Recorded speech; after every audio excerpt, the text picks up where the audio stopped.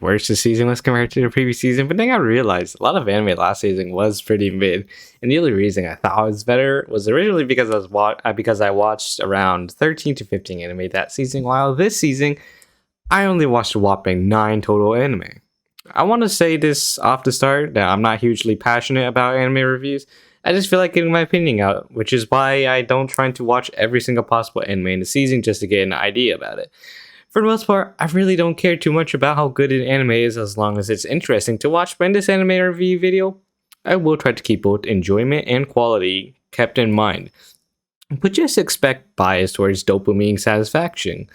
Also, I am recording this video a few weeks before the season ends in order to give myself some more time to edit, but I want to assume that the endings of every anime will not have a drastic change to any of my ratings. For the format of the video, I will first post a ranked list and we'll go through each and every one of the anime on it from top to bottom. And once again, keep in mind, this is literally just my pure opinion, and let's get into it.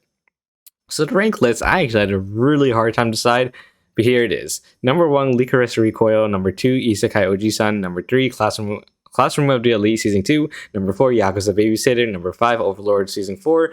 Number 6, Isekai Yakuza or Parallel World Pharmacy. Number 7, Engage Kiss. Number 8, When Will Ayumu Make His Move? And number 9, Call of the Night. Now, first of all, Lycoris Recoil easily takes the cake for being the anime of the season, regardless of what anyone says. I will not take any arguments from edgy Class of the Elite and Overlord fans, because this show is literally the best this season. Now, it's hard to summarize the plot quickly, but I'll try. So basically, talking about a black-haired chick who lacks common sense and gets kicked out of an organization for disobeying orders in order to save a comrade. The organization basically takes in orphan girls and trains them to become peace protector fights. And then Takina's then forced to join a cafe with the best fighter girl named Chisato, who's incredibly cute and badass. Gay cute girl stuff occurs with badass gunfight, and everyone has the time of their life. Or so I hope. As of right now, I'm recording this video right before the final 2 episodes, aka the climax, in order to give myself some more time to edit, so I'm already assuming the worst for the ending, but I would still give this an 8 or 9 out of 10.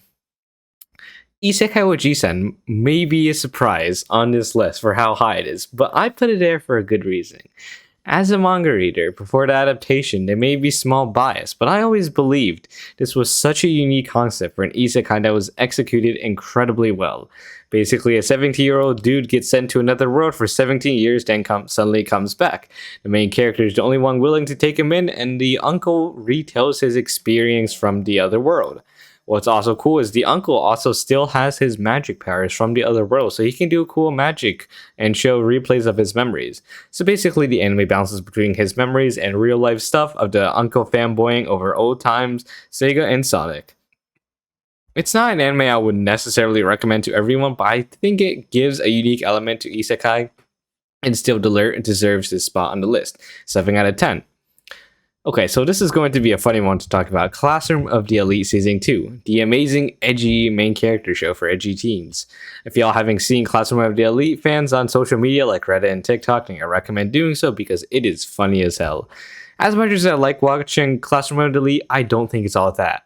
Aina Koji, being an edgy, cunning badass, makes it for a funny watch and is the only thing carrying the entire show. Doesn't change it from being edgy and just a fantasy personality for edgy teens. This is also one of those series where the source material is just way better than the anime. But overall, since this is one of my most anticipated shows for the shenanigans, I have it as number 3 on the list and rated 7 out of 10. Okay, so I was originally going to have Overlord Season 4 here, but I really wanted to show Yakuza Babysitter some love because this show is really similar to Diamond Recipe for Happiness from last season for how wholesome and fluffy it is. It's an adult-child relationship that's not sus whatsoever. It's just wholesome bonding and caretaking.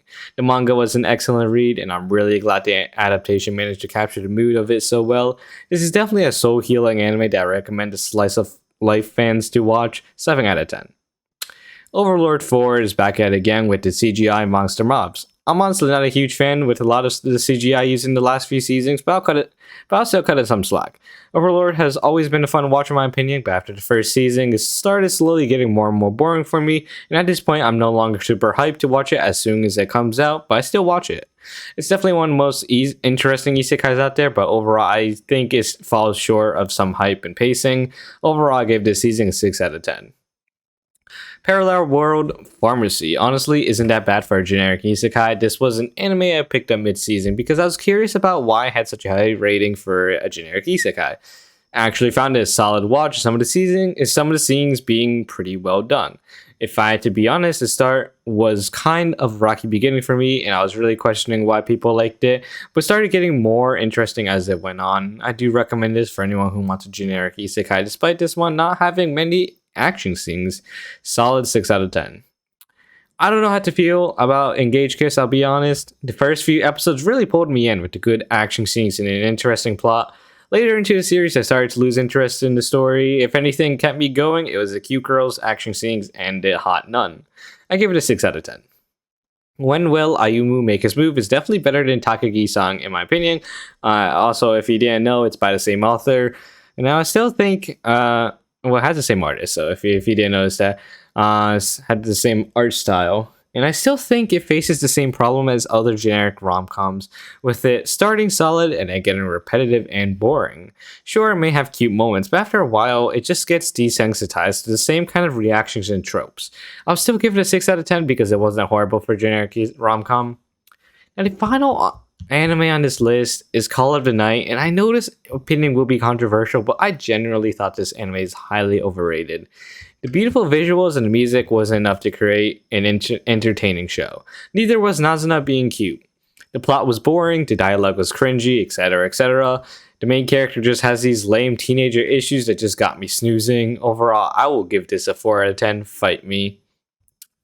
Okay, now for some not so honorable mentions. Rent a Girlfriend Season 2, trash, so don't even bother to watch it, but opening was poggers. Devil's a Part-Timer Season 2 was really disappointing. The jokes weren't hitting, and the new designs for the characters just felt weird. Made in Abyss movie was already super fucked up, and I heard episode 1 of the new season was also super fucked up, and I really didn't feel like watching that anymore.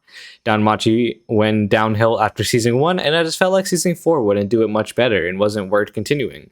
Kingzone no Vermil, Isekai Meikyu de Harem, Tensei, Kenja no Isekai Light, Black Summer are all boring, generic fantasy world bullshit. Shotokang Maid is gross as hell, and the stepsister one is just Japan being sussy, so it's just a no from me. Anyway, those are my thoughts on this season's anime. While lackluster and high quality anime, I'm still happy about it, and also insanely hyped about the next season with so many solid mangas getting adaptations and sequel anime. It's definitely something everyone should be looking forward to. Anyways, I would love it if y'all could leave a like and subscribe. I also stream on Twitch every so often, and I'm trying to get back into that, so I recommend checking it out, and I'll see y'all next season. See ya!